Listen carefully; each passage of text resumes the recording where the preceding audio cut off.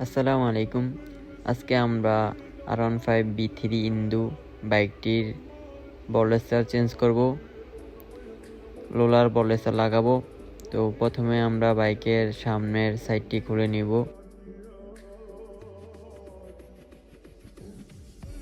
খুলে নিলাম। আগেও রোলারের বলেস্টার লাগানো ছিল ওই বাইকটিতে। তো ওই বাইকটিতে আমরা এখন নতুন করে পাইটু কোম্পানির বলেস্টারটি ইনস্টল করব। এটা দিয়ে একবার লাগালে প্রায় 20 থেকে 30,000 কিলো চালানো যাবে।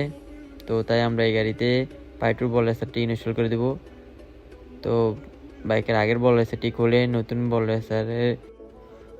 বলেস্টারের পাইটুর উপরে কাভারটা লাগিয়ে নিয়েছি। এখন গ্রিজিং করতেছি। তারপর নিচেরটা লাগিয়ে দেব, এই যে পাইটু লেখা। তো এটা নিচেরটা লাগাইতেছি, ভালোভাবে লাগিয়ে নিতেছি।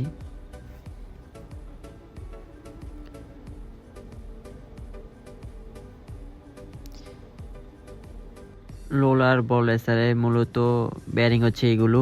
এটি যত বেশি গ্রিজিং ভালোভাবে হবে তত বলেস্টারটা লংজিভিটি তত বাড়বে।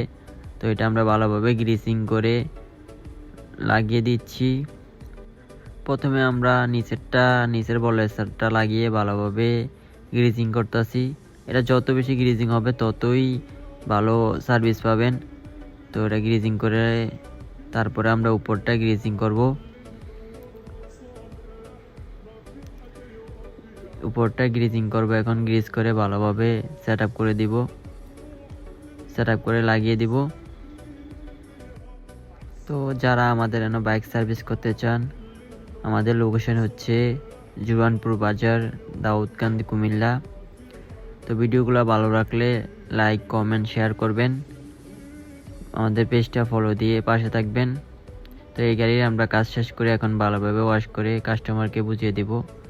ধন্যবাদ।